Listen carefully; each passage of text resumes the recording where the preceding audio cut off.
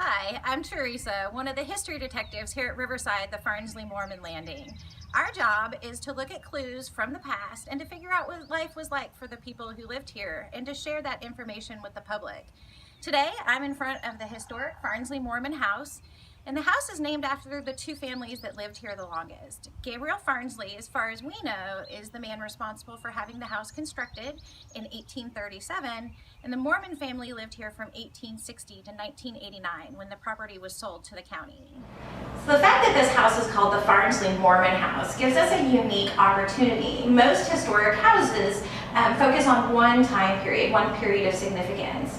But we had a unique opportunity here to tell the story of two different time periods and to really focus on the study of change over time, which is what history really is. So we have done a split interpretation. The downstairs looks like it would have in the 1840s when Gabriel Farnsley was living here, and the upstairs looks like it did when the Moreman family lived here. So let's go into Gabriel's bedroom and take a look around. So one of my favorite features of this room is the beautiful new carpet. You can see it's gorgeous and colorful. This is actually a hand-woven reproduction, and this is the first time that this historic pattern has been recreated for a historic home. We do know from Gabriel's estate inventory that there was carpet in the house, and you can see where it was hand-woven on a loom, and then the strips were actually sewn together, and then it was laid. But this is a wonderful gift from an anonymous foundation here in town. So here we are in the upstairs of the Farnsley-Moreman house, and this floor is interpreted the way it would have looked in the 1880s when we had three generations of the Moreman family living here. In the mid-1880s, Israel Putnam Moreman, the youngest of Rachel and Alonson's children, got married, and he married Nanny Storts, the lady in this photograph. And photos are one of my favorite clues. There's nothing quite like looking into the face of somebody who lived over 100 years ago.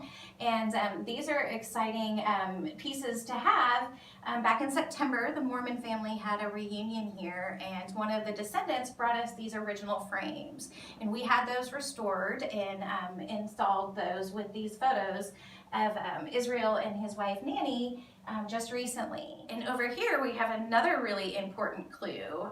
Because the family lived here for so long, we have a lot of original pieces, and we believe the family when they tell us that these things belong to them. But it's always nice to have some supporting evidence. And this is a great clue. This is a delivery tag that is on the back of this top rail. So it says to I.P. Moreman, so Israel Putnam Moreman in Valley Station, Kentucky, so this place from James McCullough. And he was the furniture maker who worked in downtown Louisville and made this piece. And here we have a reproduction, which is an exact copy of a dress. And if you look closely, you can notice it's the dress that Nanny's actually wearing in this photograph. So that's the clue that we used to make this exact copy. This place is called Riverside, the Farnsley-Moreman Landing, because for most of the 1800s, there was an active riverboat landing here. And it was a very important feature on the landscape, and it made this a really busy place.